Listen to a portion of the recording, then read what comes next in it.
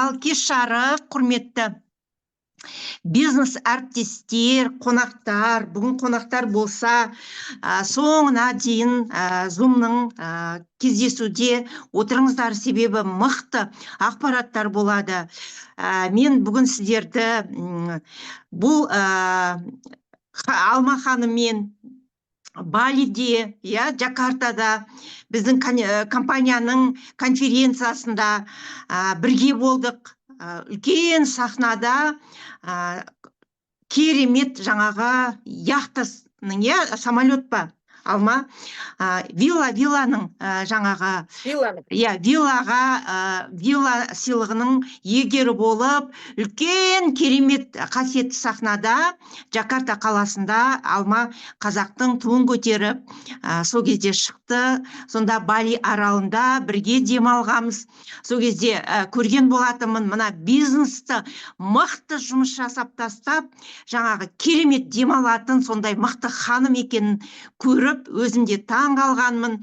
Сондықтан сіздердің алдарыңызда мына мықты көшбасшы, көреген көшбасшы, көптеген мына мотивационный программаны қалдырмайтын, мотивационный программаның бүткіл путевканы, бүткіл премияларды үнемі алып отыратын, жаңа кең ойлайтын дана көшбасшы, тәлімгер, мақсатына болаттай берік үлкен команданың ТМД мемлекеттерінде де, жаңа шетелде де үлкен командасы бар.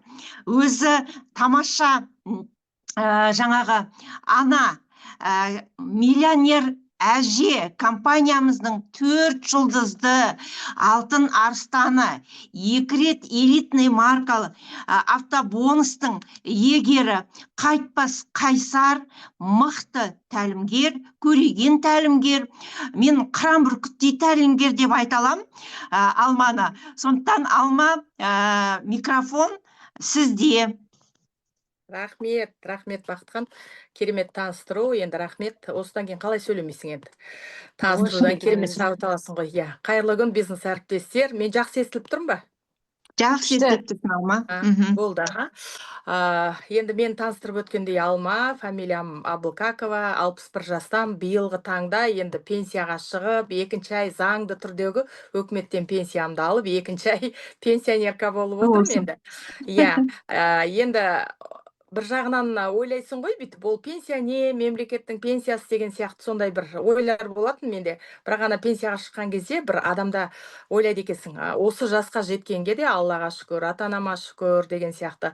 Себебі көп енді өзіміздің отбасымызда да болып жатыр сондай жағдайлар.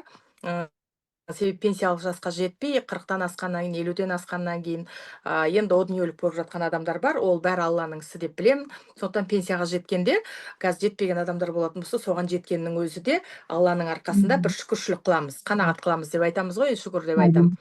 Енді мен таныстырып өткендей, жаңа компанияға келу себебім негізінде өзімнің денсаулығыма байланысты келгем, және денсаулық деп айтсам да, сол моменттарда денсаулыққа ақша керек болды. Денсаулықты жөндеуге ақша керек болды. Көп адамдар айтады, мен денсаулыққа келгем, мен ақшаға келген жоқпын деп. Жоқ, мен ол жағымен келіспеймін, себебі мен өзім дәстүрлі бизнеспен айналысқам, осы Семей қаласында жекелеме дейді, көтерме дейді, сондай саудамен, оптом, розницу, моющие средства дейді, жуғыш заттармен, сонымен айналысқам көк базарда. Негізгі өзім мамандығым средний медицинское образование дейді, медакадемияны бітірмей, орта жаңағы дәрігерлік мамандығым бар. Медбике дейді ғой, сондай мамандығым бар. Сосын 2 мұғалімдік мамандығым бар. Бірақ мен өз саламда жұмыс жасаған жоқпын. Үй бикесі болып отырдым. Домохозяйка дейміз ғой. Сол кездерде 2 баланың тәрбиесімен айналысып, ауылдық жерге тұрмысқа шығып 18 жыл сөйтіп үйде отырғам.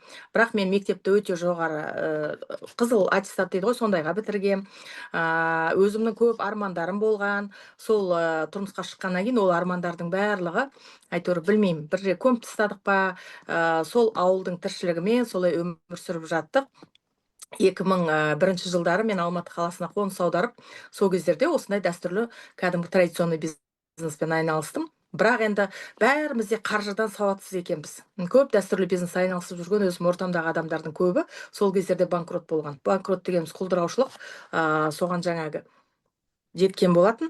Сол кезде Мен жаңа келіп, өзім 4 дүңгіршек дейміз ғой, бутик ашып, кәдімгі көк базардан соны айналысып жатқан кездерде не істеймін? Кредит, несие, банктерден кредит аламыз, өте керемет көп мөлшерде пайыздық үстемесімен кредитті алып, содан в конце жаңағы аяғында мен банкротқа ұшырағым $150,000 қарыз. Енді ол кездерде $150,000 дегеніміз өте бір керемет ақша, себебі Алматы қаласында бір бөлмелі үйлер жаңағы $3,000, $5,000, $7,000 центрдан сондай үйлердің бағасы құны солай болған. Сонда енді ойлаңыз, мен қаншама бір бөлмелі үйден бір 20-30 үйдің ақшасына сондай банкротқа ұшыраған болатынмын.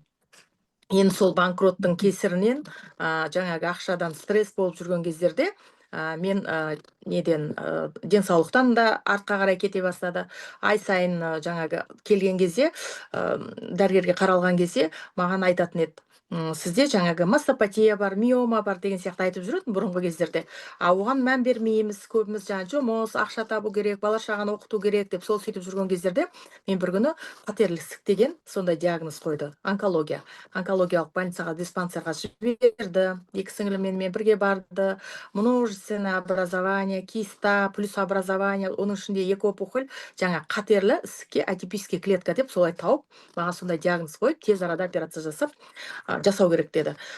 Сол енді операцияға келіспеу себебім, менің қарызым бар, кредит бар. Енді балалар оқып жатыр. Менің ұлым бар, оны білесіздер, Мубарак жаңағы құрылыс сәулет академиясында оқиды. 2-ші курста қызым колледжді бітірген, медакадемияның колледжін бітірді. Содан кейін уже мединститутқа түсті, Асфендияров атындағы медициналық университетке осы Алматы қаласына түсті. Екеуі де оқып жатыр, біреу 1-ші курста, біреу 3-ші курсқа көшкен. Енді сол кездерде мен тамаққа бар ақша, тамаққа бар, табамыз, үйтіп бүйтіп жүріп, бірақ та жаңағыдей енді несие, кредитті бәріміз білеміз. Егер кредитқа сен ақшаны уақытында төлемейтін болсаң, кредиторлар сені күні түні мазаңды алады. Себебі оның процент өсіп жатыр, себебі девальвация болып жатыр, доллар енді жоғары көтеріліп жатыр. Соның мөлшерінде жаңа $37,500, менікі $150,000 ұласып кеткендіктен мен енді операцияға келісім бермедім. Себебі басқа жолдарды іздеп көрейін деген сияқты, балаларға ертең мен қарыздарымды қалай тастаймын деген сияқты сондай менде түсінік болды.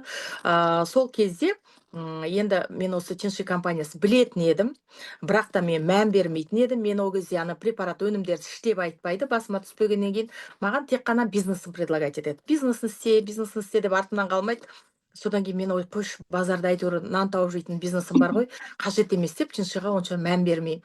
Сөйтіп жүрген кезде Алла тағала өзі әкелейін десе, жаңағыдей диагноз қойған кезде өзім өз еркіммен дейді ғой, өз еркіммен добровольно компанияға келіп, өнімдерін ішіп көріп, 2009 жылы маған сондай диагнозды қойған. Мен оның алдында компанияға шақырған, бірақ та мен ешқандай бизнесін істемеген. Себебі менде сенімділік деген жоқ, сетевой бизнес дегеннен ешқандай бізде мәлімет жоқ. Себебі семьямыз дәрігерлердің отбасы, адам да, әкем де жаңағы дәрігер, ауылдық жерде ол кісілер. Сондықтан ол мен ешқандай сенбеймін. Сетевой бизнес дегенді, желілі маркетинг дегенді мен ойлаймын, бір өтпей қалған затты сату деп ойлаймын. Оған ақша төлеу деп ойлаймын. Өзім түсінігім солай болатын.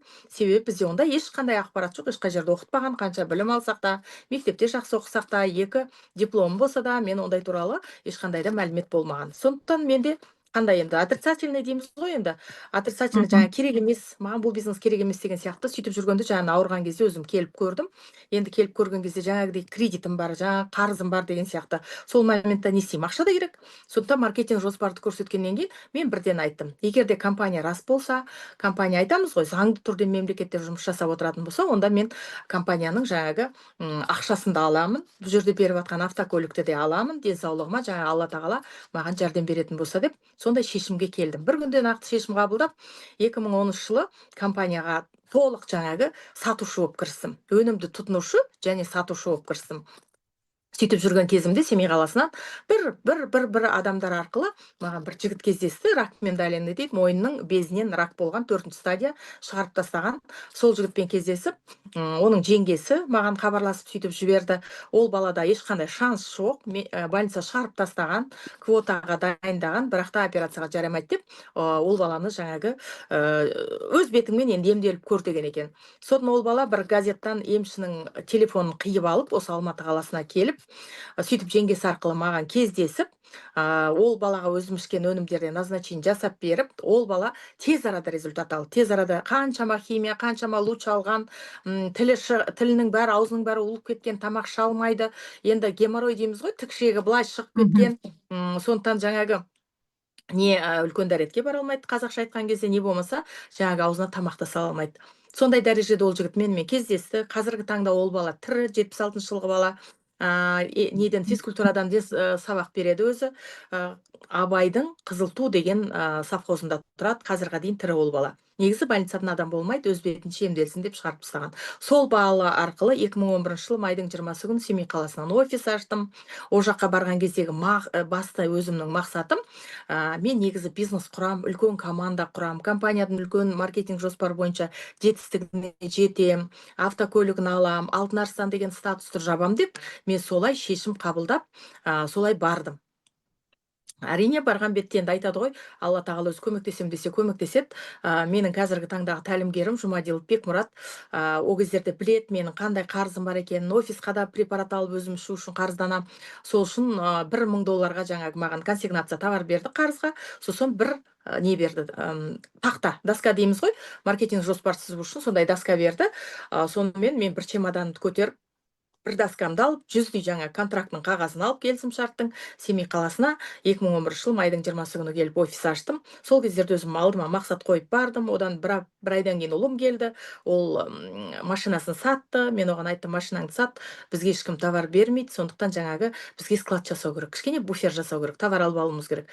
Себебі енді айнала қарыз болғаннан кейін айналаңның бәрі білет. Енді әрине мен ол адамдарды кінәламаймын, себебі ол білесіздер, енді ол товарды алып, мүмкін мен қашып кетуім де мүмкін, қарызыма жаратып тастауым мүмкін. Сондықтан ол адамдарда маған деген сенімділік аз болды. Енді сол сенімділіктің аз болуы да бір көмек болған шығар деп ойлаймын. Өзіме өзім ғана сендім, өзімнің ұлыма сендім, өзіме сендім деген сияқты. Сөйтіп анамның тілегі бар, жаңағы 2 жылда мен қарызымды жауып қайтып келемін. Мама, сіз енді маған ұрыспаңыз деген сияқты, ол кісілер ренжіді. Сен қызыңды қайда тастап бара жатырсың деген сияқты. Енді қызың жаңа ғана медакадемияның 1-ші курсына түсті. Ол қалай болады ертең? Жалғыз қыз, үйде өзі қалай қалады деген сияқты. Сол кездерде мен анама сөз беріп кеткем. Мама, 2 жыл мен 8 жұлдызды жабам, компанияның жақсы қаражатына жетем, компанияның машинесін алам. Сондықтан жаңағы маған рұқсатыңды бер деген тек қана анамның тілегі болды. Қалған туған туысқандарым барлығы ұрысты маған. Ең үлкен әпкем ұрысты, сен жындысың ба, өзі дәрігер, гинеколог. Ол кісі, мен саған дәрігер дайындап қойдым, қайдағы батты ішіп, есің дұрыс па деген сияқты сондай ақыл кеңесін берді. Әрине ол жаны ашығандықтан деп ойлаймын. Бірақ мен өзім алған бетімнен қайтқан жоқпын. Бір ноутбукты кредитқа сатып алдым. Ол ноутбукты да аша алмаймын. Жаңағы мышкасын ұстай алмаймын. 2 рет басып Мұбарак маған көрсетті. Соныменен мен сол компьютерді көтердім, доскаммен $1000 товарымды алып, мен Семей қаласына кеттім. Бірақ бірден менің бизнесім басталып кетті деп айтсам болады. Себебі шешім қабылдап бардым ғой. Алдыма мақсат қойдым. Сабақтардың барлығын білем, өзім үйреніп алғам. Артынан Мұбарак келді. Енді бірден менің бизнесім жүрді десем де болады. Себебі мен Алла тағалаға уже шешім шығарып, өз алдыма мақсат қойып кеткеннен кейін. Енді бірден бизнес кеткеннен кейін білесіздер, ақша да түсе бастады. Компаниядан ақша да түсе бастады, путевка да келе бастады. Ең бірінші 2013 жылы мен өзімнің тәлімгерім Бекмұраттың автокөлік алғанын көрейін деп Қытай қаласына, Пекиннің ар жағында Тяньзин қаласында біздің өндіріс орнымыз бар. Сол жерге барып, жаңағы ол кісінің автокөлігі алғанын көзіммен көрейін деп бардым, және өзімде тағы да бір сенімділік ұялатқым келді. Сол кезге барып келгеннен кейін мен Бекмұрат мырзаға айттым, Бекмұрат, мен бизнес істеймін, бұның Алла тағала маған денсаулық беріп жатыр, шипасын беріп жатыр, жақсы болып жатыр, операция жасалған жоқ. Сондықтан мен ары қарай бизнесін істегім келеді. Осындай енді менің қарызымның шет жағасын өзім тәлімгерім де білетін еді. Ол кісі айтты, болды, жақсы деген сияқты, сондай өзінің ақ батасын берді. Одан кейін 2012 жылы бардым, 2010-нан кейін 2012 жылда өз қаражатыма бардым.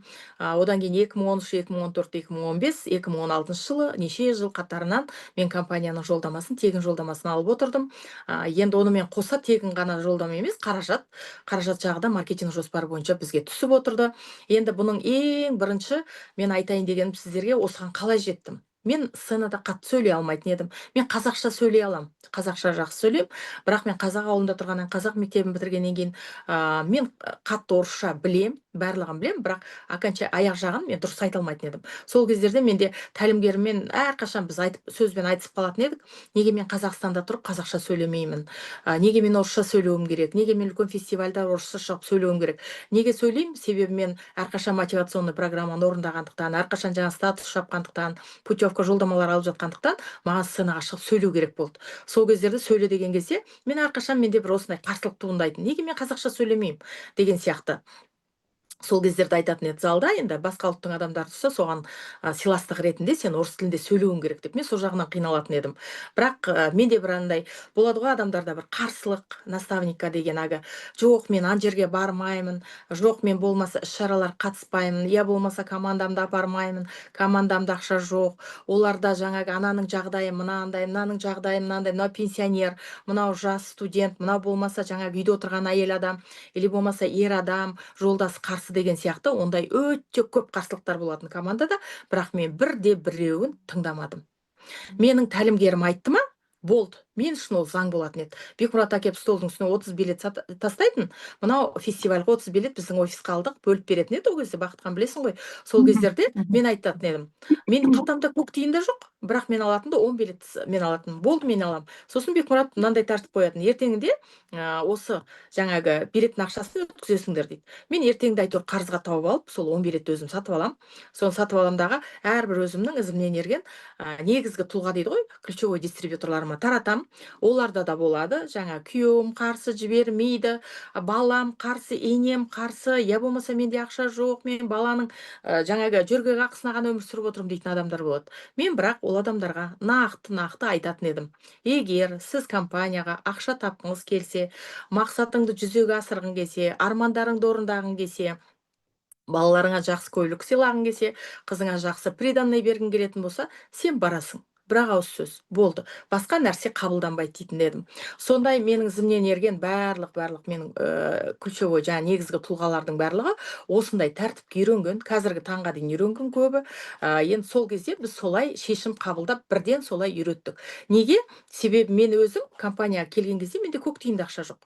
Мен ешкім аяған да жоқ мені өмір аяған жоқ. Сондықтан егер де мен осындай алға шыққан көшбасшылардың, тәлімгерлердің ұйымдастырған іс-шарасына бармасам, олардың сахнаға шыққандағы өмірбаянын естімесем, менде қандай сенімділік пайда болады? Ешқандай да сенімділік пайда болмаушы еді. Сондықтан мен сол адамдардың өмірбаянын естімей отырып, жаңа көріп, содан үйреніп, сценаға қалай шығады, сахнада қалай сөйлейді, сол адамдарды көру арқылы мен өзімнің өміріме бір кинофильм создавать еттім. Кинофильм дегенде қалай? Мен кешке жақын жатам, сол мероприятияны іс-шарадан келем, сосын кейін өзімнің жоғарғы тәлімгерлерім, жаңағы көбі сахнада болады ғой, себебі ол кісілер жетістікке жеткен адамдар, соны өзімді соның орнына қоямын да, мен кәдімгідей визуализация жасаймын. Ана көз алдыма елестетем де ойлаймын. Алма Абылқақова сценада 8 жұлдыз жауып жатыр, автокөлік иегері деп, мен соны солай өзім ол анандай әдейілеп істемеймін, бірақ менің миымда жаңағы армандарыма байланысты сондай өзі айтады ғой, кинолента өзі өтіп жатады. Көз алдына таңға дейін дұрыс ұйықтамаймын, 3-4-ге дейін. Соны визуально жаңағыдей көз алдыма елестетіп жатам. Барлық нәрсе солай болды. 8 жылды жапқан кезде, мен бірден 8 жылды жапқаннан кейін, бір неше айдың ішінде, 1 жылдың ішінде ғой деймін, бізде компания мотивационный программа жариялады. Сол кездерде жариялаған кезде мен айттым, менің 12 мүшем сау, мен неге алмасқа автокөлікті деп, жаңа Қазақстанға, Евразияттық регионға 40 машине берілетін болды. Сол 40 машиненің біреуін мен алам деп шештім, өзіме шешім қабылдадым. Содан кейін шешім қабылдап, бір 4-5 ай өтті ғой деймін. Жаңағы список шыға бастаған кезде, менің алдымда өмірі Өскемен қаласынан Теңлік Раисова деген, қазір компанияда ол кісі жоқ. Сол Теңлік Раисова менің алдымда тұрады 3-4 адам. Сосын ойлаймын, Теңлік Раисованың қай жері артық менен? Иә, ол менен бұрын компанияға тағы 10 жыл бұрын келген. Мен одан 10 жыл кейін келгем. Бірақ неге мен алмасқа деп, сол теңлікпен өзіме жарыс ұйымдастырам. Іштей жарыс ұйымдастырам. Ол негізгі тұлғалар дейміз ғой, компаниямызда өзіміздің ізімізден ерген жаңағы дистрибьюторларын жинап аламын да солармен күнделікті жоспарлаймыз. Міне біз осы мотивационный программаны алуымыз керек, автокөлікті алуымыз керек, $5000 алуымыз керек, 7 жұлдыздар, 6 жұлдыздар $1000 алу керек деген сияқты сондай жоспар ұйымдастырдық та. Сосын мен өзіме нақты мен бірінші орынға шығамын дедім. 2016 жылы жаңағы 8 жұлдыз кезімде командамен негізгі өзіміздің тұлға дейміз ғой, сол ключевой дистрибьюторлармен бірге бір айлық тауар айналымы, ақырғы айдағы тауар айналымы $92,000 болды да, мен бірден жаңағы 11-ші орыннан 1-ші орынға бірақ атып шықтым. Содан Қазақстан бойынша мен 1-ші орында тұрдым. Автокөлік алуда өз жерде жаңағы тауар айналымға қарайды, өз жерде сенің іс-шараға қатысуыңа қарайды. Неге іс-шараға қатысқаннан кейін сен кез келген адам мотивационный программа жасауға ұмтылады. Ұмтылғаннан кейін ол тауар айналымы оныкі де өседі, оның тауар айналымы өскеннен кейін не өседі? Айлық жаңағы қаражат өседі. Мен осыны түсіндім да, ең түбінен қаза бастадым. Мысалы, жаңадан келеді, бір дистрибьюторымды алайын, Қосабаева Гүлнар деп айтайын, сол дистрибьюторымды алам да, оның глубинадағы 4-5 адамын шақырып алам. 5-6 глубина. Біз көбіміз қазіргі дистрибьюторлардың көбі глубинаға түспейді. Глубина деп отырғанымыз өзіңнің тікелей ізіңнен ерген дистрибьютордың ізінен ерген адамдардың ішіндегі потенциалы бар, жаңағы бизнесқа көзқарасы оң, әрбір іс-шараны қалтырмайтын адамға сен ықпал етуің керек. Неге ықпал етеміз? Ол адамдарды мотивациялық программаны орындап шығуға жетелеуіміз керек. Ол адамдарды іс-шараға қатысуға үйретуіміз керек. Ол адамдарды презентация жасауға үйретуіміз керек. Ол адамдарды ізінен ерген адамдарға жауапкершілік алуға үйретуіміз керек. Солай іс-әрекетпен мен әрбір команданы, өз параллельный структура дейміз, 12 бірінші ізімнен ерген 12 адам болды. Сол 12 адамның ішінен мен 4 адам таңдап алдым. 4 адам таңдап алдым да сол адамдармен жұмыс жасадым. Соның ішінде 2-7 жұлдызым $5000 алып шықты. Қалған 6 адам ба 7 адам $1000 алып шықты. Мен өзім компанияның $25000 жаңағы автобонусын алып шықтым. Мен жалғыз өзім емес, командаммен бірге 10 шақты адам осылай мотивациялық программаны орындап, солай алып шықтық. Енді ол кезде мен 8 жұлдыз едім. Мен Испания қаласында тегін дем алдым. Барселона, Мадрид қаласында болдық. Майдың 10-на дейін біз сол мемлекетте болдық. Екінші жарты жылдықта мен жаңағы Санкт-Петербургта осы компанияның автокөліктің егері болдым. Одан кейін Санкт-Петербургтан келгеннен кейін, жарты айдан кейін маған неден звондады, біздің офисымыздан, Ванелина деген біздің директорымыз қазіргі таңға дейін, сол кісі звондады, сен Индонезияға барасың ба деп. Енді мен 2 айдың ішінде неде болып келдім, Испанияда болып келдім, одан Санкт-Петербургта болып келдім. Мен де Индонезия маған кішкене үйден ұяттау сияқты болып тұрды. Сосын кейін не істеймін, бармаймын ғой деймін деп үйдегілерге айттым.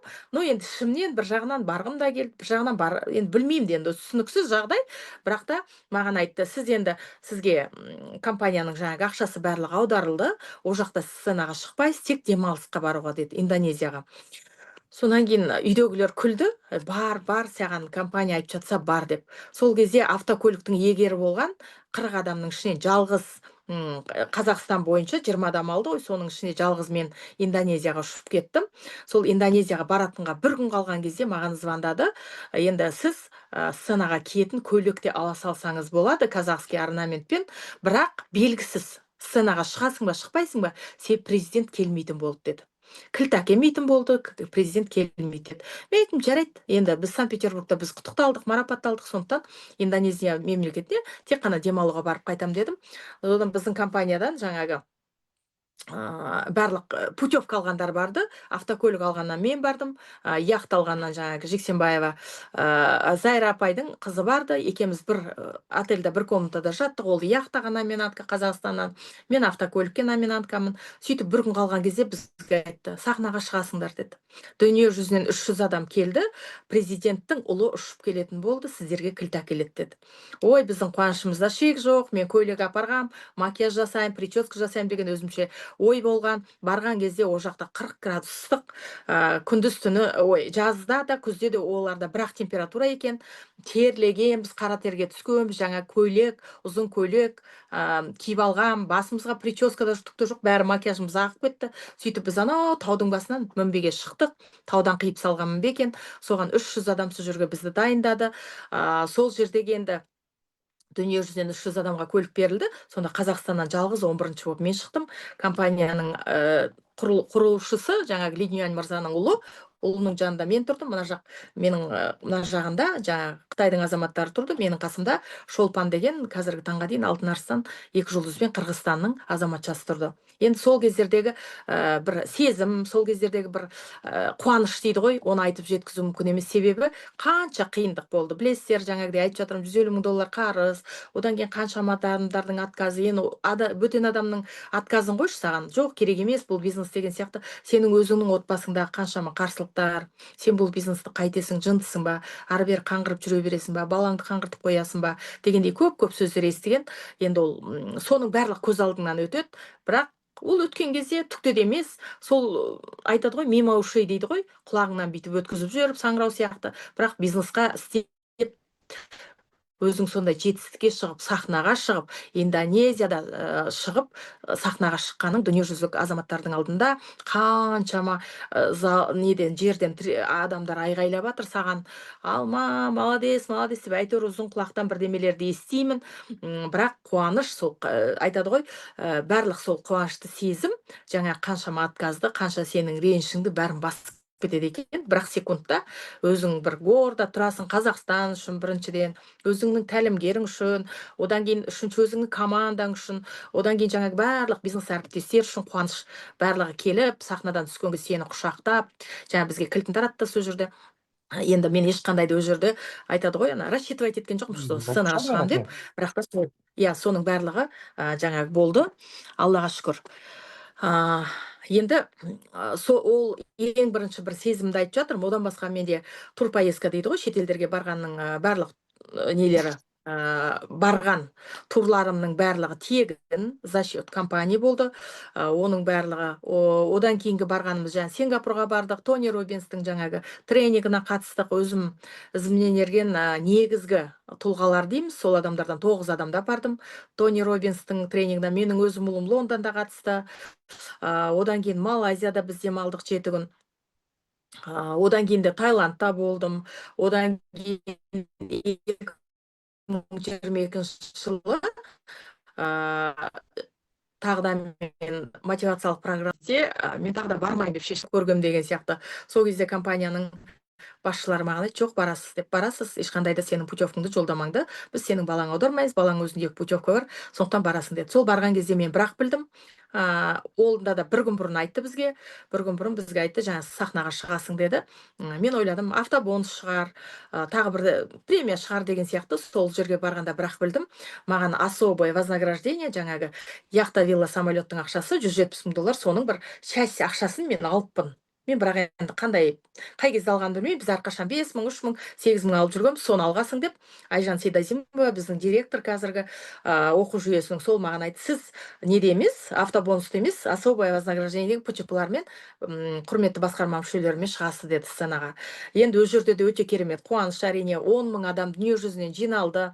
Сол жерде мен сахнаға шыққан кезде өзімнің Қазақстан үшін, қазақстандық бизнес әріптестер үшін менде өте бір жүрегімде сондай бір қуаныш болды. Енді оның барлығы бірақ күндік еңбек емес. Мен сіздерге айтып кетейін, тағы да жаңағы одан басқа да өте көп жетістіктер, өте көп. Мен 2 автокөлік иегері, одан басқа жаңағыдай премиялар алып жатырмын. Енді баламыздың тойында біз өте керемет дәрежеде біз жасадық. Ол балам тойына мен қазір мақтанышпен айтам, Алматы қаласындағы бір жақсы деген 1 комнат, 1 бөлмелі үйдің ақшасын мен жұмсадым. Өте керемет көп жұлдыздарды шақырдық. Өзім ойымдағы армандағандай сондай той жасадым деп ойлаймын. Қызымның да 3 жылдан кейін мен төсек орын берген кезде, үйленгеннен 3 жылдан кейін бердік, себебі үйін үлкейтті күйеу бала. Сол кезде өзі маған видеоменен күйеу бала екеуі мынандай итальянский мебель керек бізге деп, сосын мынандай клем керек, мынандай посуда керек, немецкий посуда деп соны айтқан кездерде, мен ол кезде автокөлік алған жылым, автокөлікпен қатар енді менің айлық жалақымда маркетинг жоспары бойынша өскен. Сол кезде мен аламыз деп бірде-біреуіне отказ бермей, мен соның барлығын жасауын алып берген болатын. Бұның бәрі менің кезіндегі арманым еді. Бұның барлық кезіндегі жаңағы Чиншиға арналған бір ғана шешімнің арқасында мен осындай дәрежеге жеттім. Енді қазіргі таңда Мен әрбір бизнес әріптес, өзімнің ізімнен ерген негізгі ключевой дистрибьюторға тілейтінім, осы біздің жеткен жетістігіміз дәрежемізге жетсе екен деп тілеймін. Себебі, мен қарапайым ауылдың қызымын, Аягөз қаласыныкімін. Аягөз қаласының жанында Қарақол деген село бар. Сол селода әке-шешем өмір-бақи больницада істеді, емханада, ауылдық емханада. Сол жерден әкеміз ауырып, жаңа пенсияға шығып, қайта инсульт алып деген сияқты 69 жаста өмірден өтті. Анашым қазіргі таңға дейін 92 жасқа келеді, биыл бар. Біз қараймыз ол кісіні, қазір ол кісі жүрмейді, мен өнімдерді берем. Енді бір айтып кететін жағдай, барлығымыз бұл өмірге келгеннен кейін, мен қазіргі таңда енді көріп отырсыздар, мен 61 жасқа шығып зейнеткер атандым деп айтам ғой. Енді біз 70-80 жасқа келген кезде біз өзімізге свобода керек. Свобода дегеніміз не? Финансовая свобода – бұл ақша қажеттілігінен құтылу. Себеп көптеген апа, ата, әжелеріміз біз көріп жатамыз. Ешкімде енді бір қатты айтпаймын, енді бірақ нан мен шайға жететін ақша өкімет береді, өлтірмейді аштан. Бірақ та енді одан артық та қазіргі кездегі инфляциямен, қазіргі кездегі кризиспен, қазіргі кездегі жұмыссыздықпен, қазіргі кездегі жаңағы көп жерде қысқартуларға байланысты біз осы желілі маркетингті өзіміздің бизнесімізді құрып алуға болады. Енді желілі маркетингті көп адамдар түсінбей, көп әлі күнге дейін менің өзімнің желімде де бар. Біраз адамдар түсінбей тек қана сатумен айналысып жатады. Жоқ, сатуды болады. Қай кезде сатуға болады? Сіз егерде өнімдер туралы керемет жақсы біліп алсаңыз, жақсы маман болатын болсаңыз, онда өнімдерді 100% сатуға болады. Ал нақты сіз командаңызды тек қана сатумен өсірем десеңіз, қателесесіз. Бұл жердегі негізгі желі маркетингтағы мағынасы бөлек нәрсе. Мен осы нәрсені 2011 жылы май айының 20-сында Семей қаласына кеткен кезде мен осының мағынасын түсініп кеттім деп айтсам да болады. Себебі бұл жерде үлкен команда құратын болсам, ол команданың ішінде тек қана сатқыштар емес, тек қана өнім тұтынушылар емес, егерде бизнесті қайталайтын адамдар болатын болса, бизнесқа шақыратын адамдар болатын болса, 6 ай сайын болатын іс-шараның барлығына қатысатын адам болатын болса, оқу жүйесін жақсы меңгерген адам болатын болса, сонда ғана мен қазіргі таңда жақсы қаражатқа жететінімді, қазіргі таңда жақсы жаңағы қаржы тәуелсіздігінен құтылатынымды мен сол кездерде түсіндім. Сондықтан жаңағы командамда әрине 80% адам сататын адам да бар, өнімді пайдаланатын адамдар да бар. Бірақ негізгі адамдар, менде енді саусақпен санарлықтай деп айтпаймын, олардың ізінде қайталайтын адамдар қазір көптеп шығып жатыр. Кез келген іс-шараны команда әрқашан қолдайды. Мен оларға жаңағы айтады ғой, адамды қинап, заставлять етіп, убеждать етіп, ұрсып деген сияқты ондай дәрежеде біз іс-шараға қатыспаймыз, себебі ол ертең қайталау болмайды. Бір рет ол адамды апарасың өйтіп, екінші рет ол адам бармайды, үшінші рет бармайды деген сияқты. Сондықтан әр адам өзінің еркімен бұл желілі маркетингқа келген кезде өзінің арман мақсатын жүзеге асыратындай адам болатын болса, бұны 100% бұл жерде жүзеге асыруға болады екен. Мен соған көзім жетті. Одан кейін екінші кез келген адам бұл жерге келгенде өзінің отбасын, өзінің өмірін, өзінің бала шағасын, өзінің немересі үшін жауапкершілікті өзі алу керек. Неге біз біреудің қаржысы үшін қиналуымыз керек? Ой, сен іс-шараға қатыс, сен жаңағы қатысатын болсаң бәрін үйреніп, сен қарызың жабасың. Неге біз бір адамның ауруы үшін қиналуымыз керек? Ол адам өзінің ауруы, әр адамның өзі үшін өзі емделетін жолды іздену керек деген сияқты.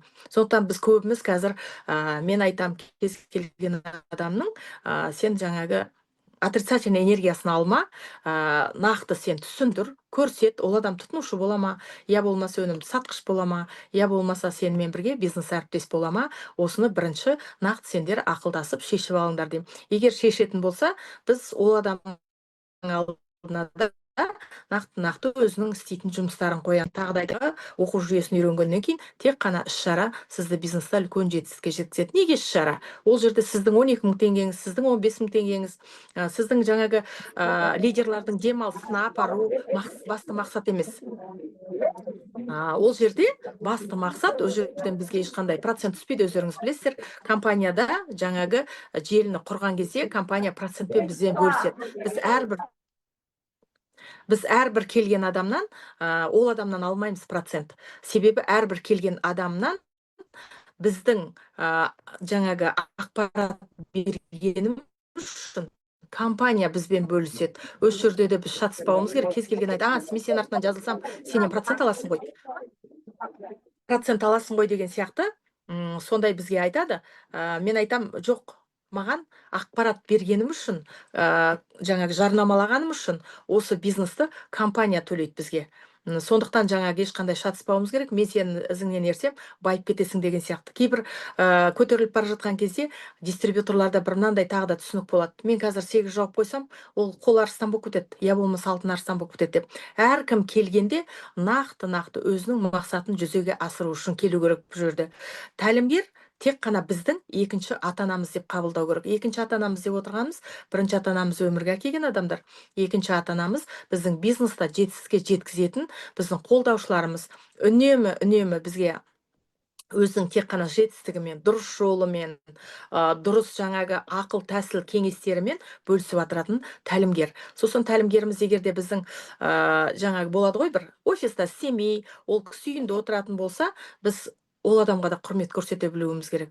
Бұл жерде ең бірінші нақты біздің алғыс айтумен құрметімізге байланысты жүрегіміз таза болатын болса, бұл бизнесіміз керемет жүреді екен. Осы жағында түсіндім. Егер де мен тәлімгерге құрмет көрсетпейтін болсам, ол ерте ме кеш па менің де басыма келеді, мен де тәлімгер боламын, менің командам да өседі. Сондықтан әркім, кез келген адам, сен керемет бол, сен оратор бол, бірақ та сенің екінші жетістікке жол көрсетіп жатқан, сен ол адамның тізімінде болған адамды сен құрметтеуге Алла тағаланың алдында әрқашан міндеттісің. Ол міндеттеледі Алланың алдында. Айтады ғой, сұрақ болады. Сондықтан осы ең бірінші осы сұраққа жауап беріп алуымыз керек. Тәлімгерді құрметтеу, әрқашан алғыс айту, тәлімгерге әрқашан өзің жетістікке одан асып кетсең де, тәлімгер сен үшін өмір бақи ұстаз болып қала береді. Мен қазіргі таңда тәлімгерімнен 2 сат астым, бірақ мен үшін Бекмұрат мырза әрқашан тәлімгер. Әрқашан ол маған ұстаз, әрқашан жол көрсетуші, ақыл кеңес беруші адам. Мен ол кісіден, менің қасымда күнделікті келіп презентациямды өткізбесе де, мен ол кісінің іс-әрекетіне, ол кісінің жеткен жетістігіне, ол кісінің алған жаңа премияларына қарап, мен соған қарап өзім, айтады ғой, бой түзедім, соған қарап ісімді жөндедім, соған қарап жоспарладым, соған қарап ол кісіден әрқашан консультация алып отырдым. Сондықтан мен тәлімгер мен үшін енді ең құрметті бағалы адам деп айтсам болады. Мен алғысымды әрқашан аямаймын. Енді алғыс деген нәрседе кешке дейін сіз тек қана тәлімгерді мақтау емес, тәлімгерді мақтап мадақтау үшін өзінің орны болады. Екінші, тәлімгерге похвала деген нәрсе, ол тәлімгердің айтқанын істеп, сізде негізгі тұлға бола білу. Әрқашан мотивациялық программаларда өзіңіз жеңіске жету, сіз командаңыз үшін жетістікке жетуіңіз керек. Себебі командада сіз түк істемесеңіз, өзіңіздің ізіңізден ерген адамдардан тек қана требование дейді ғой, тілей берсеңіз, сол адамдарға істе, мынаны бүйт сөйт деп, ол айтқан сөзіңізге өзіңізде сай бола білуіңіз керек. Сай болған кезде ғана ізіңізден ерген негізгі тұлғалардың барлығы сізді қайталауға тырысады. Енді мен жаңағы айтып жатырмын ғой, көптеген бизнес әріптестеріме әрине мен ризашылығым мол, себебі ол кісілердің сабақтарынан, олар менен бұрын келген бизнес әріптестерімнен көп нәрсені үйрендім. Біреуінен көптеген инсайттар алдым, көптеген жаңағы ақыл кеңесін, өздерінің шыққан историясын, қалай жаңағы өмір баяндарын айтады, қандай қиындықтардан өткен, мен кез келген өзімізбен бірге бизнеста жүрген бір кемеде дейміз ғой, сол әрбір бизнес әріптесті мен құрметтей білем. Себебі әрбіреуінің орны мен үшін бөлек. Біз кез келгеніміз желілі маркетингтарды бір-бірімізден үйреніп өстік десек те болады. Әрине ұстаздарымыз көп нәрсені үйретті, тәлімгерлеріміз, бірақ бизнес әріптестер көбіне бірігіп, көп жерлерде біз бір-бірімізден ақыл кеңесімізді аямай деген сияқты көптеген кішігірім іс-шараларды өткізгенде бір-бірімізге қолдау көрсетеміз. Жақын арада ғана енді біз Семей қаласында сондай іс-шара өткізіп келдік. Енді карантиннан кейінгі көптеген қалаларда, енді Алматы қаласынан бөлек, көптеген кішігірім қалалардың көбінде ондай іс-шаралардың көп өтпеді. Енді өздеріңіз білесіздер, карантин болды, көптеген басқа да жағдайлар болды. Сол біз әрбір 6 ай сайын қазіргі таңда өзімізге нақты шешім қабылдап, осындай іс-шараны тоқтатпаймыз.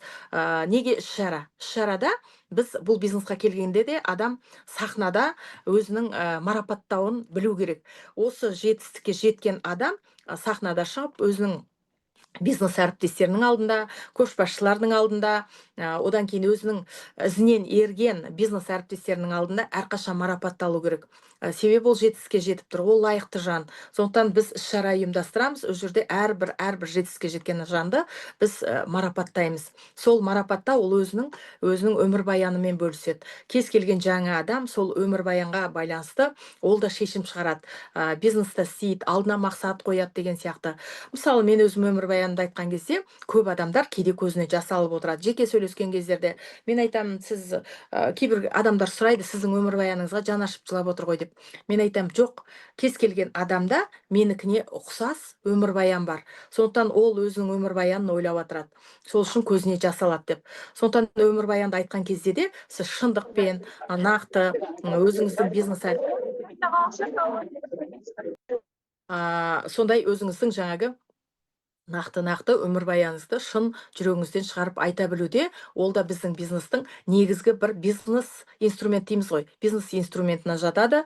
Себебі бұл жерде мен келген кезде, мен үй бикесі, мен көптеген адамдардың өмірбаянын тыңдаған кезде, мен ойлап отыратын едім. Менде де осындай жағдай болды ғой, менде де осындай жағдай болды ғой деген сияқты өмірбаянымды да басында айтуға мен намыстанатын едім. Менде осындай ауру болды, менде осындай қарыз болды деген сияқты мен намыстанатын едім. Кейіннен маған айтқан кезде мен түсініп, соны үлкен сахналарда өз өмірбаянымды баяндай бастадым. Содан кейін көптеген адамдарда, менде де солай болған, мен де сіз сияқты болғам деген сияқты менің ізімдерге негізгі дистрибьюторлардың ішінде де сондай адамдар шығып, қазіргі таңда менде үлкен жетістікке жетіп жатқан адамдар бар.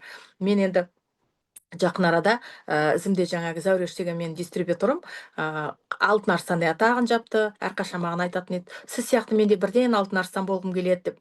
Сонда мен айтатын, іс әрекет істе, бірінші ізіңнен ерген, бірінші ізіңнен артыңнан 10 шақты адам тіркеуге тырыс, соның ішінде солармен жұмыс жаса, іс-шараға қатыстыр. Барлық іс-шараны егер де адамдар жаңа пропускать етпесе, онда ол адам әрқашан жетістікке жетеді. 2012 жыл бірінші рет мен оны Қытайға, жаңа Пекин қаласының жанында Тяньзин өндіріс орнына апарып келген кезде, ол маған айтты, Алмапай, болды.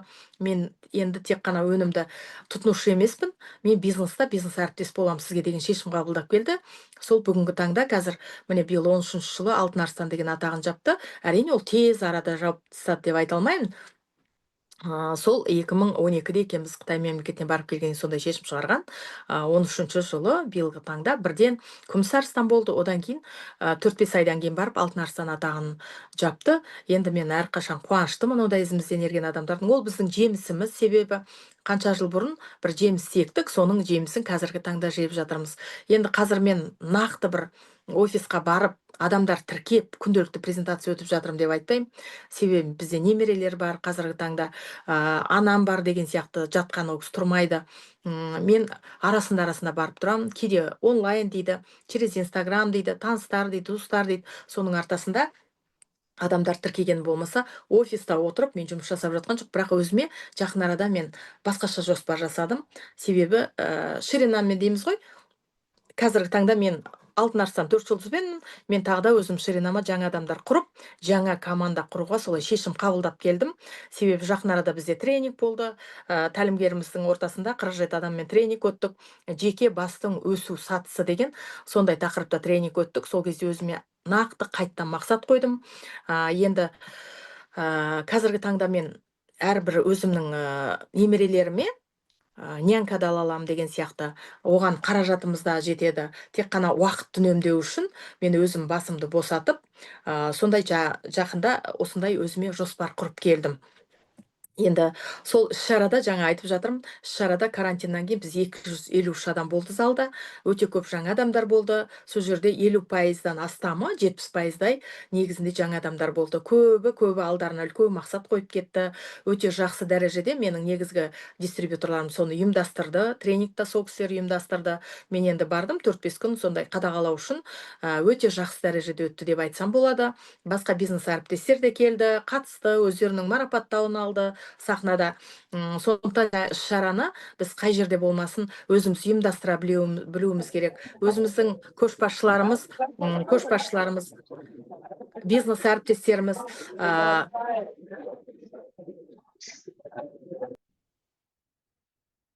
мынау бір кісінікі жаңағы қонақта отыр ма, не істеп жатыр? Сондықтан жаңағы өздеріңіз әр нәрсені ұйымдастырып, басқарып, жауапкершілік ала білу керек бұл жерде.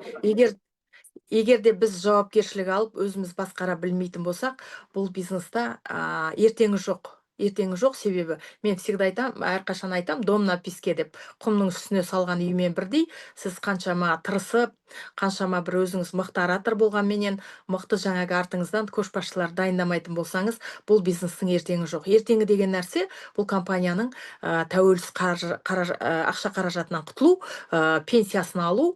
Біз пенсия деп айтамыз қазақтар енді. Ну, бірақ ежемесячная премия от мирового товарооборота дейді. Бұл жаңағы берілетін бір жағдайға ұшырап қалсаң, сенің отбасыңа, бала-шағаңа қалатын сондай бұл жерде жалақы компаниядан берілетін. Ол өзіңнің айлық түсіп жатқан сыйақыңнан бөлек қосымша берілетін, бұл компаниядан берілетін сенің жоғарғы жаңағы статусты, почетный құрметті атақты жапқаның үшін берілетін сыйақы деп айтамыз. Біз қазақтар өзіміз пенсия деп алғанбыз, бірақ та бұл пенсия білесіздер өкімет орнынан берілген кезде, бір жағдайға ұшыраған кезде ол пенсия тоқтайды. Бұл жердегі пенсия сіздің балаңызға ары қарай атағыңызбен бірге, өзіңіздің ізіңізден ерген дистрибьюторларыңызбен бірге толықтай өзіңіздің бала-шағаңызға берілетін, мұрагерлікке қалдырылатын бизнес. Сондықтан жаңағы бұл бизнестің ертеңі болсын десеңіздер, бұл бизнестің жаңағы алға қойған үлкен мақсаттарға жеткізсін десеңіздер, онда сіздер алдарыңызға айтып отырмын ғой, жаңағы үлкен болашаққа деген жоспар жасауымыз керек. Бір күндік жоспар емес, бір күндік жаңа кішігірім сыйақыны емес, бір күндік қана 3 айлық мотивационный программаны жауап қою емес, бірден іздеріңізден үлкен команданы ерте білген кезде, ертеңгі бұл бизнестің беретін жемісі өте үлкен. Енді көшбасшы дайындау ғой. Бұл жерде көшбасшыны қалай дайындаймыз? Ол үшін жаңа айтып кеттім, бірінші жауапкершілікті өзіңіз аласыз. Одан кейін ары қарай ол адаммен бірге жоспарлайсыз, ол адамның арман мақсатын қоясыз. Арман мақсатын қойғаннан кейін барып, жоспар қойғаннан кейін, сіз сол арман мақсатына жетелейтін мақсаттарды кішігірім мақсатқа, орта кезеңдегі мақсатқа, үлкен мөлшердегі мақсатқа айналдырып, 1 ай мен 3 айдың ішінде, 1 жыл мен 3 жылдың ішінде, ары қарай 5 жыл мен 10-15 жылға үлкен мақсаттарға жоспарлау керек. Қазіргі таңда енді сіздердің көптеріңіздің тәлімгерлеріңіз Бақытхан ханым мен менің мақсатым мысалы 5-10-15 жылға қойылған мақсат деп айтсақ болады. Қазіргі таңда біздікі енді үлкен жоспар, себебі құрметті басқарма мүшесіне біз ары қарай кетіп бара жатырмыз, сол үшін ұмтылып жатырмыз. Біз енді ол үшін командамызбен, жаңа негізгі тұлғалармен жұмыс жасап жатырмыз. Бұл жерде тағы да тәлімгердің бір басын қатырмайтын нәрсе істеулеріңіз керек. Әр адам келгенде өзіне жауапкершілікті алатын болса, шараға қатысатын болса, кез келген өзінің дистрибьюторларының ішінен негізгі тұлғалар таңдай білетін болса, онда сіз үшін үлкен болашаққа деген бизнес басталады. Ал тәлімгеріңіз онда сіз үшін басын қатырмайды. Ол адам әрқашан қуанышта болады, әрқашан сізден консультациясын аямайды, дұрыс жолдарын көрсетіп отырады. Сол үшін де бұл жерде бір нақты сіздің тәлімгерге деген пахвалаңыз осылай болу керек, осындай іс-әрекет болу керек. Әйтпесе біз өтірік смайликтер жіберіп қойып, өтірік мақтап, өзіміздің ісіміз сай келмейтін болса, онда ешқандай да жаңағы мақтау-мадақтаудың қажеті жоқ. Тәлімгерге әрқашан көрініп тұрады сіздің істеген іс-әрекетіңіз, сіздің ісіңіздің нәтижесі, сіздің тауар айналымыңыз, қанша осы айда презентация оқыдыңыз, қанша жаңа адам шақырдыңыз, қаншалықты сіз іс-шараға өзіңіз қатыса білдіңіз, ізіңізден қанша адамды іс-шараға қатыстыра білдіңіз, оның бәрі тәлімгерге жаңағы көрініп тұрады. Себебі біздің қолымызда барлық отчеттар отырады. Күнделікті біз офиста, мысалы мен өзім бармасам да, әрбір көшбасшымен ізімнен ерген ключевой лидер, негізгі тұлғаменен мен қарым-қатынастамын. Кейде маған өздерінің айта бастайды, енді бір қарым-қатынастарын бизнесқа деген, сол кезде мен айтам, маған айтпай ақ қой, маған бәрі виднее. Я сужу по результатам деп, мен істің нәтижесіне қарап баға берем. Себебі презентация оқитын адам білесіздер, ол адамдар ізінен тіркеледі жаңадан. Одан кейін ол адамда обновление дейміз ғой, командасында әрқашан жұмыс қызып жатады. Жаңа адам келген кезде жаңа энергия болады командада. Жаңадан презентация оқылады. Ол адамды ізінен адам ерте біледі. Ал егерде сіздер өздеріңіз жаңа лидер болып адам шақырмайтын болсаңыз, ол ешқандай да іс-шараға адамды апара алмайсыз. Бұрынғы 5-10 адамдарымызға әрқашан жалынып жүреміз. Ол адамдар жаңағы білесіздер, біреу барады, біреу бармайды деген сияқты әрқандай бір сылтауларды айта бастайды. Ол адамның да ізінен адамдар ермейді. Неге? Себебі жаңа көшбасшы емес, жаңа негізгі тұлғаның өзі өзінің 7-8 параметрі бар ғой. Сол 8 параметрдің ең біріншісі бізде 8-ден 15-ке дейін OPP оқу деп аталады. Сол 8-ден 15-ке дейін OPP-ді біз неше есеге көбейтіп айтуымыз керек. Себебі бизнесқа алғаш келген кезде сіз 3 жылға дейін болашаққа деген бизнестің фундаментін құрып тастайсыз. Сол фундаментін құру үшін 8 бір айда деген 30 күннің ішінде 8 OPP, 8 презентация деген өте аз. Соны мен семейге барған кезде бір күнде мен сіздерге 8 емес, мен 60 презентация оқитын едім. Оны менің өзімнің дистрибьюторларым біледі. Қазірге дейін олар айтады, бір күнде мен 60 презентация оқитынмын. Мен визитка тарататынмын, мен таныстарға звондайтынмын, мен көшеге шығатынмын, жарнамалайтынбыз, әр адамға біз визитка тарататынбыз. Қағазға жасап алып, сол визитка таратып, келесі күні менде очередь тұратын. Сонда 60 адам, мен орташа есеппен айтып жатырмын, кей кездерде 70-тен асып кететін, кей кезде 40 болатын, жалпылама орташа есеппен мен 60 презентация күнделікті оқып, кешке жақын мына 2 езуім вообще сөйлей алмайтын, мен үйге келетім да, дистрибьютордың үйінде мен келіп құлайтын едім. Сондай дәрежеде біз жұмыс жасадық. Алғашқы жаңағы бір жыл, егер бір жылдан 3 жылға дейін осындай темппен жұмыс жасайтын болсаңыз, сіз жаңағы 3 жылда алтын арыстан боласыз. Қазіргі кездегі маркетинг жоспары бойынша. Ол кезде маркетинг жоспар, Бақытхан білет, біз 2 есе, двойной товарооборот, $800,000 товарооборотпен біз 8 жұлдыз статусын жапқан болатынбыз. Қазіргі кезде 100,000 PV тауар айналыммен сіз 8 жұлдыз жабасыз. Ал егер де сізде 400,000 тауар айналым болатын болса, сіз алтын арыстан боласыз. Сондықтан ол тауар айналым қайдан келеді? Тауар айналым презентациядан келеді. Тауар айналым жауапкершіліктен келеді. Тауар айналым күнделікті жаңағы сіз адамдарға ақпарат беруге шақырудан келеді. Статистика. 100 адам шақыратын болсаңыз, оның 50-60-ы тыңдайды. Оның ішінде 30-40-ы сізге келеді. 30-40-тың ішінде 20% сізде компанияға келіп тіркеледі. Осындай статистиканы жасауымыз керек. Біз көбіміз статистикадан қазір қалып қойғанбыз. Себебі жаңа келген кезде айна шақыратын адам болады. Қанша шақырдың дейсің? Мен шақырып жатырмын. Қанша адам шақырдың дейсің? 10-ға да толмайтын болады. Егер 10-ға толмайтын адам болатын болса, өздеріңіз статистика бойынша ол адамнан 0,1%, 0,1% деген ешқашан адам болмайды. Сондықтан біз неғұрлым статистиканы жоғары қойып, соғұрлым көп адам шақыратын болсақ, сонда ғана біздің бизнесіміз өседі. Бұл сетевой желілі маркетинг деген адамдардың қайталау бизнесі. 4 адам келді ма? 4 адам 4-тен шақырады, алдына мақсат қойып, 16 адамнан 4 адам шақырады, 64 адам, 64 адамнан 4 адам, 256 адам, 256 адамнан 4 адам, 3125 адам. Тура сол сияқты статистикамен жұмыс жасайтын болсақ, егер сіз онда 1 жылдан 3 жылға дейін сіз алтын арыстан статусын жауып шығасыз. Алтын арыстан дегеніміз нақты тек қана значок емес ол. Значок емес. Сіздің жаңағы қалтаңыздағы кошелек дейміз ғой енді. Кошелек, портмоне дейміз. Қазір енді көбіміз картаға саламыз ақшаны. Сол картадағы ақша біздің маркетинг жоспарға сай болу керек. Маркетинг жоспарда алатын ақша қалай? Бәріміз білеміз, маркетинг жоспарда қандай процент береді, қандай табыс алуға болады. Соған сай болатын болса, сіз сол ақшаны алып шығасыз. Қазір адамның аз шақыруына байланысты көп адамдар бізде не істейді? Адамды өте аз мөлшер шақырғаннан кейін маркетингке сай ақша ала алмайды. Маркетингке сай ақша ала алмағаннан кейін ол адам не дейді? Кәнши жаман дейді. Ол адам не дейді? Менің тәлімгерім жаман, түк үйретпейді дейді. Өзі шараға да бармайды, тәлімгердің айтқанын тыңдамайды. Презентация оқымағаннан кейін бұл жерде жаңағы ешқандай да маркетингке сай сіз ақша ала алмайсыз. Ақша ала алмағаннан кейін әрқашан кәнши жаман болып шығады. Ал енді сол аузыңызды ауыртыңызшы, пакет көшеде қаңғырып препарат сатпаңыз. Тек қана офисте отырып адамдар шақырып профессионал болып аласыз. 10 адамнан кейін профессионал болып аласыз. Сол жаңағы 10 адамнан кейін өзіңіз А4-ді алыңыз да, мен 6-ға бөлетімді кез келген жерде мен маркетинг жоспарды компанияның презентациясын айта беретін едім. Соның арқасында қазіргі таңда енді Құдайға шүкір маркетинг жоспарына сай қазіргі таңда ақша алып отырмыз. Сол Сингапурға барған кезде Тони Роббинста мен сол жылы айттым ғой, сіздерге айтып жатырмын. Сонда менің 8 жұлдыздағы жалақым 1,7 миллион болған. 1,7 миллион. Қазірге дейін мен білем. Сонда мен өзім тәлімгерім маған айтты да, Алмауыз айдағы тауар айналымы қанша екенін білесің бе, қанша зарплата алатынын білесің бе? Сонда мен айттым, мен өзім алдыңғы айда $92.000 берген кезде мен 3 миллионға тақау жалақы алдым. Ал орташа есеппен мен 1.700.000, 1.500.000, 8 жұлдыз кезінде сондай жалақы алып отырдым.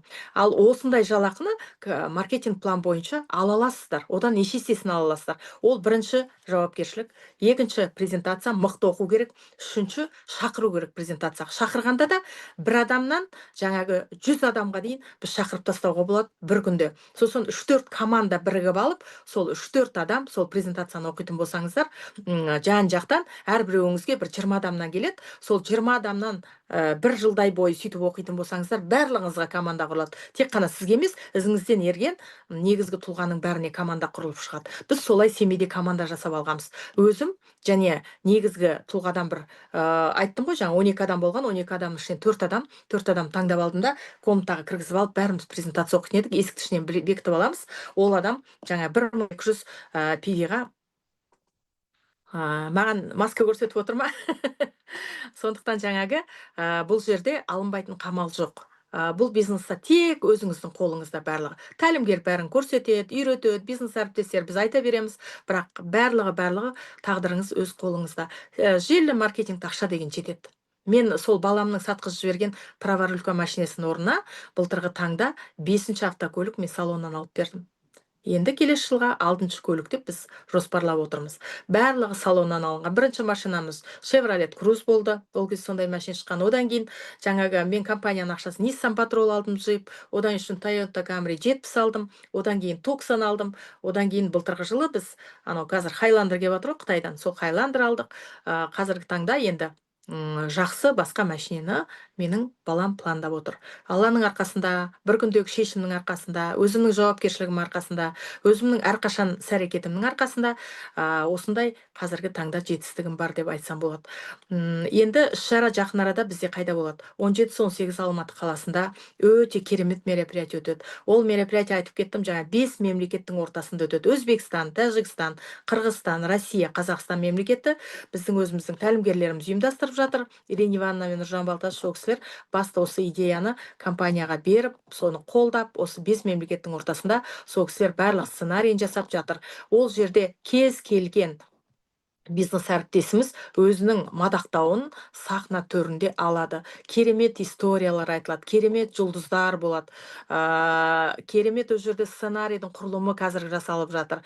Енді соған кез келген ұйықтап жатқан өзіңіздің бизнес әріптесіңіз, не болмаса жаңадан компанияға кірген, әлі компания туралы түк білмейтін, я болмаса жаңағы айтады ғой, бір сатушы болып жүрген компанияның өнімін, я болмаса жақыннан ойланып жүрген компания кірейін ба, кірмейін ба деп жүрген сондай барлық адамыңызды әкелсеңіз, мен 100% гарантия бере аламын, жауапкершілікпен айта аламын. Себебі жерде өте керемет көп өзіне алатын ақыл кеңестер болады, историялар, өмірбаяндар болады жылататын. Кезінде мысалы мен сол өмірбаянның арқасында өзіме арман мақсат қойдым. Сол арман мақсатыма бүгінгі таң жүзеге асып отыр, жетіп отырмыз. Енді сіздердің тәлімгерлеріңізде Бақытхан ханым өте керемет жетістікке жеткен. Қазіргі таңда 2 автокөлік алған компаниядан, одан басқа да қанша мотивациялық программаларға жеткен. Командасы өте үлкен. Бақытханның командасы менікінен де 2-3 есе үлкен деп ойлаймын. Себебі ол кісі менен ертеректе келген компанияға. Сондықтан бәріміз сол наставниктардың, көшбасшылардың, біздің тәлімгерлердің ақыл кеңесін тыңдайтын болсаңыздар, далада қалмайсыздар. Онда сіздер нақты бизнесқа деген алдарыңызға мақсат қоясыздар. Билеттің құны 12.000 теңге 2 күнге, көшбасшыларға 15.000 теңге. Қазіргі таңда мен жауаптымын билетқа. Әрбіреуіңіз өздеріңіздің көшбасшыларыңызға шығып, сол билетқа заявка берсеңіздер, онда керемет нәтижеге жетесіздер. Мен әрқашан айтатын едім, тек өзің баратын болсаң, сен наставниктің бизнесін құрасың. Ал енді артыңнан 4 адамнан бастап 10 адамға дейін апарсаң, сен нақты алтын арыстан статусына жетесің деп, мен өзімнің негізгі тұлғаларға мен солай үйретіп тастаған едім. Қазір бізде ешқандай да бір қиналыс жоқ. Жаңағы лидерлардың демалысына барамыз десек те, өздері жазылады, өздері ақшаны жинайды. Мен ешкімнің артынан жүрмеймін. Қазір бізге недегі Қырғызстандағы лидерлардың демалысына менде 48 адам, бірақ енді 3 адамға орын жоқ, 45 адамның біз ақшасын алып өткізіп тастағанбыз. Қысқы боровойда да мен сондай 42 адам барған. Мен ешқайсысына қазір қиналмаймын. Себебі әркімнің өмірі өзінің қолында. Ол істегісі келе ма, өмірін өзгерткісі келе ма, жаңағыдай салоннан 5-10 машина алғысы келе ма, балаларына жақсы үй сыйлағысы келе ма, балаларына жақсы приданный бергісі келе ма, өзі адам сияқты ертең Дубайда керемет қыдыруға барып, жақсы шопинг жасағысы келе ма, әр адамның өзінің қолында. Ол наставниктің қолында емес, ол сіздің дистрибьютордың қолында емес, ізіңізден ерген, ол тек қана сенің қолыңда. Егер сен сондай жаққа өзгергің келетін болса, 360 градусқа өміріңді өзгерткің келетін болса, мысалы мен бұрынғы домохозяйка, айтады ғой, вся больная, бәр жеріміз ауырады. Ешкім маған ставка қойған жоқ. Осыдан бірдеме шығады ау деген. Мен айтатын, алма қарыз, екінің бірі мен солай айтатын еді. Ештеме жоқ, ол қарызды өзіміз жасадық, өзіміз мойнымызбен көтердік, өзіміз компанияның маркетинг жоспарының арқасында, шешімнің арқасында, іс-әрекеттің арқасында жауып шықтық. Аллаға шүкір, бүгінгі таңда да мен статусым подтверждать етіп отырмын. Өзіміздің тағда іс-әрекеттің арқасында. Әрбір іс-әрекет өз қолдарыңызда. Егер сіз сатушы болам десеңіз, сатушы болып жүріңіз, сізге ұнаса. Егер сіз потребитель болам десеңіз, тұтынушы, әрине потребитель бола беріңіз, оған да ешкім қой демейді. Егер сіз бизнесқа бет бұрам 360 градусқа бүгіннен бастап мен осындай жасаймын дейтін болсаңыз, онда әрине әр қашан сіздің қасыңыздан сіздің тәлімгеріңіз табылады. Ол сізге көз қырын салады, ол сізге үйретеді, себебі ол сізден $1 болса да артық табатын адам. Бұл бизнеста, бұл сондай бизнес. Мен айтам, кейбір 8 жұлдыздар маған айтады, мен бармайым деген сияқты әңгіме айтқан кезде мен айтам, ради бога, кто следующий? Статус не имеет значения. Құр 8 жұлдыз болғанша, мен лучше жаңа адамға арнайын өзімнің уақытымды деген сондай сөз айтылады. Сондықтан бұл жерде бұл сондай бизнес. Бизнес-сортировка, бизнеста жауапкершілік болу керек. Әрқашан деген наставник бізде адамдарымыз, бізде ет пен сүйектен жаралғанбыз. Сондықтан бізде өзіміздің басқа да жұмыстарымыз бар, семьямыз бар, отбасымыз бар деген сияқты. Қазіргі таңда менен немерелермен айналсам, солардың қажеттіліктерін өтеймін деген сияқты. Менің немерелерім қазір музыкаға барады, пианино әпереміз деген сияқты, гран-при ұтып алады, кішкентай болса да. Сондықтан біз соған олардың арман мақсаттарын жүзеге асыруға көмектесем. Ол ненің арқасында? Қаражаттың арқасында әрине. Егер де мен 188 мың теңгеге пенсияға шықтым мемлекеттің, ол 188 мың теңге біздің бір-екі балалардың аяқ киімінен аспайды. Қазіргі таңда онда өздеріңіз білесіздер, немере ұстап отырғандықтан жақсы аяқ киім алып бергіміз келеді. Мен енді қазір неге дайындалып жатырмын Дубайға? 20 күні біз Дубайға ұшамыз, Алла қаласа. Мен былтырғы таңда 3 путевка алдым. $2000, 2000 PV-дан 6000 PV. 6000 PV-дің әрбіреуі 760 мың теңге екеуі, біреуі ақырғысы 840 мың теңге алды. Ол енді менің шопингыма да жетеді, о жақ не алып келем десем де, немерелерге ма, өзіме деген сияқты.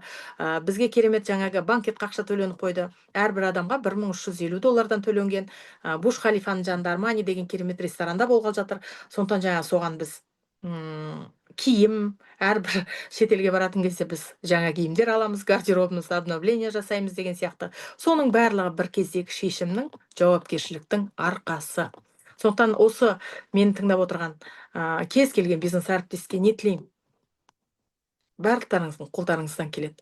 Тек қана тәлімгерді тыңдаңыздар, іс-шараға қатысыңыздар, ары қарай презентация, басқа сабақтардың барлығын офиста үйреніп аласыздар. Тек іс-шараға адамды апара беріңіз. Бір күндері сізді айтасыз, кезінде Алма ханым, мен сізді тыңдап, осындай жетістікке жеттім дейтін болсаңыздар, мен әрине сіздер үшін өте керемет қуанышта болар едім. Рахмет тыңдағандарыңызға. Бақытжан ханым, сізге үлкен рахмет. Сабаққа қойып, мен шақырып, бизнес әріптестеріме ақыл кеңесіңізді, сабағыңызды, историяңызды айтып бер дегенге мен сіздер үшін өте қуанышты болам. Жетістікке жетіңіздер. Рахмет, Алма ханым. Сондай бағалы, сондай мына әрбір бүгінгі тыңдаған адамдардың ішіне жетон түсті деген ойдамын. Себебі осы уақытқа дейін Алманың $150 мың қарызым бар деп қыңқылдап, анаған бір айтып, мынаған бір айтып, жылап, сықтап жүргені мен көрген жоқпын. Сондай железная леди деген атқа жаңағы лайықтысыз. Сондықтан да бүгін бүткіл жұмысыңызды, Дубайға дайындық бар, немере бар, жаңағы жолдасыңыз бар, команда бар, жаңағы балалар бар, бизнес бар, соның барлығын сырып қойып, мына қарама жаңағы параллельный ветка деп жаңағы қайырмай өзіңіздің біліміңізбен, өзіңіздің мықты ішкі жаңағы болаттай берік мақсаттарыңызбен бөлісіп отырғандарыңызға рахмет. Бүгін енді осында отырғандарға көптеген жол ашылды, барлықтарына арман мақсаттары оянды деген жаңағы сенімім мол. Алма ханым, почетный член правленияға сіз лайықтысыз. Сіздің жаңағы ең бірінші жауапкершілік, одан кейін жаңағы жоспар, сосын арман, сосын презентация. Бір күнде 60 презентация оқу деген енді екінің бірінің қолынан келмейді. Вот сондықтан да осындай үлкен табысқа жетіп отырсыз. Бір жылдың өзінде жаңағы 3 миллион только премия алған екенсіз, Сондықтан да соның барлығын Дубайға барып, өзіңізге қалаған нәрсенің бәрін спокойно, жаңағы ешқандай қиналмай алатыныңызға сеніміміз мол. Алма ханым өзіне подарок жасағанды жақсы көреді. Мен потому что біз Балиде болған кезде қасында жүріп көрген болатынмын.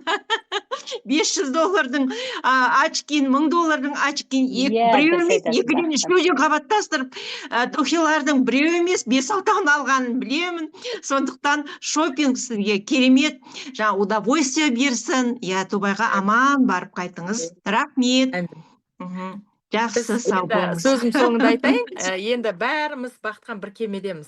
Поэтому бөліспейтін жоқ бұл жерде. Компания төлейді бізге. Бәрімізге премия, түгел автобонус компания төлейді. Сондықтан енді біздің қазақ мұсылмандар жетістікке жетіп жатса, машина деген тізіліп тұрса, қуаныш емес пе бұл? Міне менің қазағым жетіп жатыр деп. Сондықтан ол бақытқан сенікі, менікі емес, бұл жерде бәріміз ортақ бір теңсізбіз. Үлкен командамыз. Келесі жолы Алла қаласа Қытайға үлкен командамен барайық. Қазіргі таңда басты мақсат 17 мен 18-не тура 300 билет алып, әркім өзінің командасы үшін жұмыс жасап, сол залды өзіміз толтыратын болсақ, қазір Қырғызстан, Тәжікстан, Өзбекстанға билет пока берілген жоқ. Біз Қазақстанға таратып жатырмыз. Мен осы на днях 50 билет алғам, Алматыда алып кетіпті. Бүгінгі таңда ертеңге 150 билет тағда мен офисқа сұратып жатырмын. Семейге біз 100 билет беріп қойғанбыз. Сондықтан қазір бақытқан өзің 150 билет ол жетпей қалуы да мүмкін. Ертең айтып жатырмын ғой, әркім өзіне 10 адамнан шақыратын болса, әркім өзінің бизнесін құрады. Бізде кейбір адамдар бүйтіп кетеді. Анау бір адам шақырған жоқ, мен 5 адам шақырдым. Это твой бизнес. Сен өз бизнесің. Зачем сен басқаға қарайсың? Әркім өз бизнес үшін қазір жүгіру керек. Біз үлкен көшбасшылар, сен, мен сияқты көшбасшылар бәріміз команданы ойлаймыз. Сондықтан жаңа команда өсетін болса, бізде выигрыштамыз, бізде жеңіске жетеміз. Ал егерде команда өспейтін болса, онда Қазақстанда өспей қалады. Сондықтан әркім команда үшін біз қазір әрекет жасап жатырмыз. Давайте, жақсы, жетістіктің шыңында кездескенше. Рахмет, Алма ханым, Алла разы болсын. Өте тамаша. Жақсы. Рахмет, Алма ханым, тамаша, рахмет, Алла разы. Рахмет. Ой, Құрманғали, сәлем. Жақсы. Алма ханым. Рахмет. Шақырып тұрыңдар, бұдан да керемет айтам. Бақытқан шақыра берсе мен айта берем. Шақырам.